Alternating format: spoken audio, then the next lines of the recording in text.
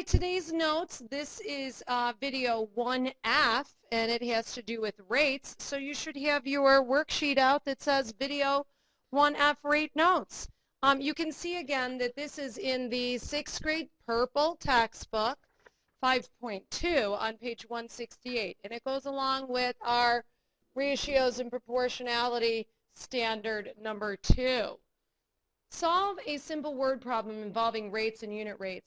Don't panic. You don't have this on your notes. You're just listening to this example. So just listen along. Solve simple word problems involving rates and unit rates. A machine can pack 70 boxes of spaghetti in 5 minutes. So the bar, if you wanted to draw this, is cut into 5 boxes or 5 minutes. At this rate, how many boxes of spaghetti can it pack in 8 minutes? The machine can pack the same number of boxes every minute. So in order to figure out for 8 minutes, we need to know how many does it do in 1 minute, finding the unit rate first. So if it does 70 boxes in 5 minutes, it does 14 boxes per 1 minute, as this nice little girl's telling us here. 70 boxes divided by minutes, 70 divided by 5 will give us 14 boxes per minute. So each bar here represented 14 boxes. Well, I want to know if this machine that packs it faster can do, what will it do in 8 minutes or longer? It packs it for a longer amount of time. Well, I would just take, since I know each box is 14, I would take 8 and multiply it by 14. As you can see, that's what they did here. So 8 times 14 would be 112 boxes in 8 minutes. So we had a machine packing 70 boxes in 5 minutes. We wanted to know what could it pack in 8 minutes. Well, first we got to figure out what it packs in 1 minute. We had to go down to the unit rate and then back up times 8 to get in 8 minutes the 112 boxes. So we're going to be finding unit rates and then using them one more step. So this is one more step than 1E. A unicycle, and this is the first example that you have, example number 1 here, I'll call it. A unicycle makes 196 revolutions in 7 minutes. At this rate, how many revolutions does it make in 1 minute? So our box is divided into 7 minutes. So we take our 196 revolutions and divide it by our 7 minutes, and it will get us 196 divided by 7. I had a calculator that helped me do this. It gives me 28 revolutions per 1 minute. So you can fill in a couple boxes here on your notes. It makes 28 revolutions per 1 minute. Revolutions per 1 minute. Revolutions per minute. That's my rate. Notice it's got the 2 labels. At this rate, part B, how many revolutions does the unicycle make in 15 minutes? Well, we know 7 minutes. We know 1 minute. Can we figure out 15 minutes? Yes, we could make a bar 15 long. No, I don't want to do that. I'm going to take 15 and multiply it what it does in 1 minute. 15 times 28. So 15 times 28 would give me 420 total revolutions. So in 15 minutes, it does 420 revolutions. That's the same rate as 28 revolutions in 1 minute and 196 revolutions in 7 minutes. These rates, or these ratios, are all exactly the same. They have the same equivalent value in 15 minutes. These are all the same. That's a true statement. Megan babysat, so our second example here, maybe you've babysat. Megan babysat for 5 hours and earns $60. At this rate, how much does she earn in 1 hour? So earn, that's money. In 1 hour, that's time. So I'm going to take earnings per hour. Earnings, money, and I'm going to divide it by my time, 5. So $60 divided by 5 would give me $12 per hour. Remember, we've got to label our rates. Dollars, hour, 2 labels. At this rate, how much will Megan earn if she babysits for 14 hours? Well, I know what she makes for 1 hour. If I multiply it by 14, and I could draw 14 bars and represent that, I would know what she makes for 14 hours. If she makes $12 for 1 hour, if I multiply it by 14, and yes, I've already done this, I would get that she would make $168. Wow, that's a long time to babysit. That's like 7 o'clock in the morning till 9 o'clock at night. So Megan, and yes, I do want to stable this, full sentence answer box label. Megan earns $168 in 14 hours. Full sentence answer, good idea. It's part of our literacy initiative here in Fairport Central Schools. So how much does she earn in 1 hour? Megan earns $12 in 1 hour. Megan earns, and I could just say $12 per hour. So please fill those in. We're going to answer in full sentences, just like they did. They did in the textbook. You can see that it says the unicycle made the same number of revolutions per minute. Here's their stable. How many does it make in 1 minute? It makes 28 revolutions in 1 minute. How many does it make in 15 minutes? It makes 420 revolutions in 15 minutes. We could add a little stable here too. Sentence, answer, box, label. That's what SABLE stands for. Make it a sentence, answer the question that's being asked, put a box around it, and give it a label. Mrs. Agulia calls that SABLE. So now example 3. This is not on your notes, so just listen and watch along with me. This is number 3. It's also in the textbook on page 170. Read a table to find the information to solve a multi-step rate problem. Oh, now we have a table that gives us our information. It's not in a word problem. The table shows the fees at a parking lot. If you go in and you're there less than an hour, it's free. You can just go right back out, like when you go to the airport to pick somebody up. If you're there waiting and the plane doesn't come and the plane doesn't come and the plane doesn't come and you're there for like an hour and a half, almost 2 hours, you're going to pay $1.75. Anything after 2 hours, like 2.5 hours, you're going to pay $2.50 per hour. That's a rate. Ben parked his car there from 9 to 2 on the same day. Oh, so this is a long-term parking time. Ben parked his car there from 9 until 2 on the same day. How much did he pay for his parking? Well, 9 to 2 is 5 hours.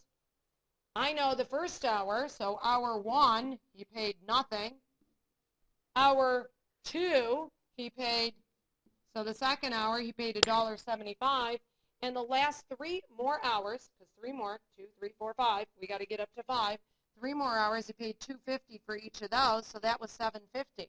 So altogether, nothing for the first hour, $1.75 for that second hour, and $7.50 for the 3 more hours. He paid a total, Ben paid a total of $9.25. And we could write that in a full sentence. Ben paid $9.25. We could say for 5 hours, or we could just leave it a short sentence like that. It is a full thought, so that's a sentence. That example, not on your notes, but this example is. The table shows the charges for renting a bicycle. I'm sure maybe you've rented a canoe or a bicycle or a pair of skates, or you went to Sky Zone and you're basically renting the trampolines for an hour and you pay a fee per hour. Yeah, that happens. Tom rented a bicycle from 10 until 2 on the same day. Well, 10 until 2. How much did he pay for renting the bicycle? Well, for the first hour, not free. Had to pay $3. Every half hour after that, ooh, every half hour after that, he had to pay $2.50. Well, how many hours is this altogether? From 10 until 2. Well, from 10 until 11, that's the first hour. I'm going to pay $3. Then for half hours, he's going to pay $2.50. If I just multiply that by 2, I'll get a whole hour. A whole hour, this times 2, would cost me $5 more. So I'm going to do it by hours, not half hours, since this is whole hours. So from 10 to 11, he's going to pay $3. From 11 to 12, he's going to pay for an hour, because I doubled it, not a half hour. He's going to pay $5. From 12 to 1, he's going to pay $5. And from 1 to 2. So now we've covered all of our time, from 10 until 2. So I'm kind of making a little table here to figure this out. Or, you know, you could just add up the hours all together. From 10 until 2, oh, I know that that's 5 hours. 4 hours, excuse me, 4 hours. So I have 3 of them. So you could have done this. Oh, I have 3 hours that are going to be $5. And the first hour is only $3. So you could have simplified this and said, oh, this is 15, and that's 3, and you're going to get 18. Or do it in my nice, neat chart way, and you're going to get $18 anyway. So how much did he pay for renting the bicycle? Tom paid, here's our SABLE, sentence answer box label. Tom paid $18 to rent the bike. And I can stop there. Tom paid $18. I could, if you want to write it out, you can. To rent the bicycle. Example number 5, done in the textbook. It's here in the notes, but not on your notes. So again, just listen. Andy needs, so this is a multi-step word problem. Ooh, lots of steps, and we're going to compare things. Andy needs new batteries for his video game controller, like your Wii or something. He is trying to decide between 2 brands. Package A brand, we won't say any names, are batteries that cost 2 batteries cost $3.20. The manufacturer says that they're going to last for 20 hours. Package A has 2 batteries that cost $3.20. Package B has also 2 batteries, okay, so same amount in the packages, that cost $2.80. The manufacturer claims that these batteries will last for 14 hours. Less money, less hours. Probably true. Which battery should Andy buy? Explain why, explain why you think so. So, for the cost, I'm getting hours. Okay, let's find for brand A. Brand A. It costs $3.20 and you get 20 hours. If I take my 20 hours per my cost, I'm going to get, if I take my hours per my cost, 20 hours divided by my cost, I'm going to get 6.25 hours for every dollar that I'm paying. Oh, okay. 6.25 hours per $1. That's what that's saying. $1 is going to get me 6.25 hours. Okay. Andy's going to get 6.25 hours for every dollar that he spends if he buys battery A. Brand B. For $2.80, I get 14 hours. So take your 14 hours time and divide it by the money, and you'll get that he's going to get 5 hours of battery time per dollar. So it looks like brand A, you're getting more hours for every dollar. 6.25 hours per $1, or brand B, 5 hours per $1. Well, if I'm smart, I'm going to buy brand A.